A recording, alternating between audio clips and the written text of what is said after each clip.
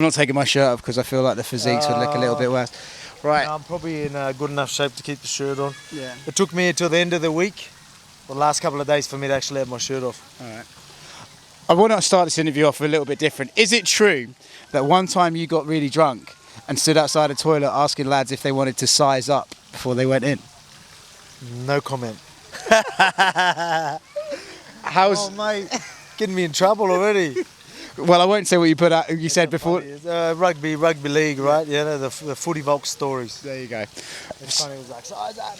Yeah. Did anyone take you up on it?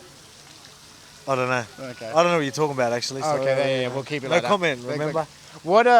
What's the emotions like as we're sitting right here, right? Because obviously, as your days away from a fight, you're getting into the zone, and then it sort of looks like it's taken away from you at the last second. So how do you kind of balance not getting too emotionally attached to it so you're not devastated Saturday night, and how do you feel that you still got to be ready to go? Let's be real, like, perfect world is them being healthy, and then I fight one of them in Australia. Yeah. You know what I mean? That's perfect world, the winner in Australia. That was perfect world for me. I just did this again so no one else could take the opportunity away from me.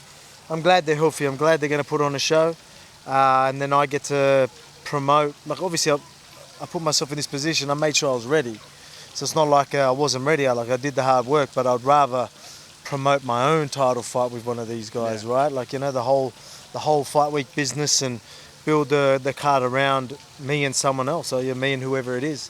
So that is a perfect world, but for me, and yeah, again, like I was prepared to do it either way, but I mean, I put myself in this position, so that was locked in, and here we are. At what point are you allowed to have your first beer? Man, it's a tricky one, isn't it? Tomorrow, I don't even, like, you never know, right? Can you imagine if you got a few... Do it at the event, surely, you know what I mean? Something goes wrong. I don't even know if the commission would let you fight. Would they even let you? There's not one out here, though. Hey? UFC's the commission out so here. yeah, like someone could trip over, bust a knee or something. Yeah. You have to wait for the starting bell, and then it's struck it again. Yeah. You know, you never. Yeah, you could be right. Or just go in, drink, and then committed to this, and go in half pissed. How bad would that affect your performance? I don't know. You know, you might be so chill, calm. Like, you know, I've got really good natural instincts too. You know, so it might still work in my favour. Were you surprised that both of them came in at 154.5, like under the 155 pound limit? Were you surprised they were both in such good shape and ready to go? I was surprised because I'm pretty sure one of them, you know, I think it would be pretty obvious who it was, might have been struggling, looked like it anyway, and then obviously I was, we were checked up on making sure that everything's good on our end, you know, and I'm sure they did that because, you know, there might be a chance someone's not making weight, you know, they wouldn't just check up on us for nothing. Yeah. So someone was struggling, but I mean, yeah, again, they probably just did it right, got that last bit off, kept sweating, jumped on the scale and was a little bit under. It happens, so it can be bad weight cut, but I mean, you get that last little bit off and then you just keep sweating, you get to the scale and sometimes you're a little bit under and you're like, oh yeah, cool. Are you pretty much locked in for Perth at this point? I think so. It depends on who wins and what really will happen. You've got Charles who wants Rio, right? Yeah.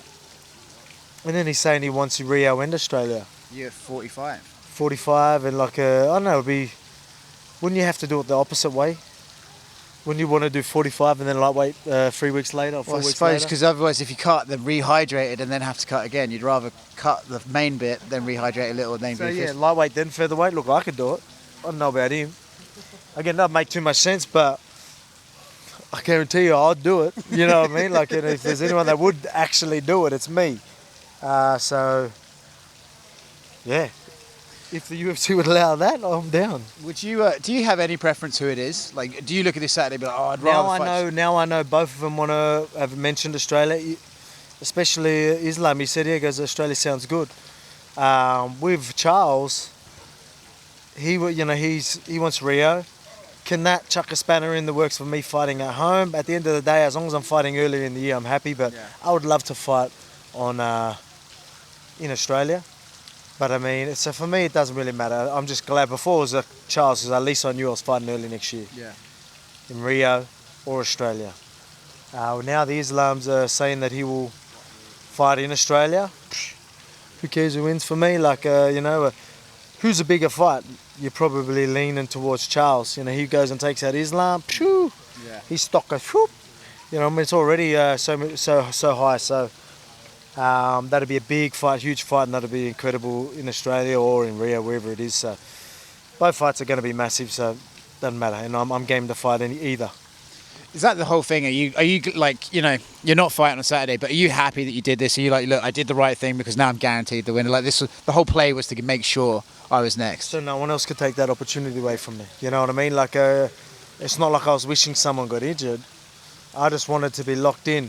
The UFC have made it pretty clear that they agree with me. That makes sense. So me committing to, like, yeah, even though I probably had like 4 or 5 weeks to prepare for this, I committed still. You know, today's my 10-year anniversary that I was meant to go on a holiday. Oh yeah, happy anniversary to your missus. I was meant to go on a holiday. My daughter's birthday's tomorrow night, and I missed that. Like, I'm sacrificing a lot to be here, but it's all worth it now that I've locked myself in as the next guy. Man, what's the conversation like with your missus when you're like, right, I know it's the 10-year, but I'm off? She's always been supportive. Look, don't get me wrong. We go back. We're going. We got a Hayman Island. I think we're going somewhere. It's going to be a beautiful little spot. Going to get a little getaway. So it's all good. She's happy. As long as it's just a belated, you know what I mean? A week or two later, all good. Appreciate your time, buddy. No worries, man. Thank you. We'll size up after. Size up, size up. Usually there's another word at the end of that. All right. You don't want to know that word. Okay. You probably can guess now. Okay. One day, mate. Aussie word, but I mean, you said it.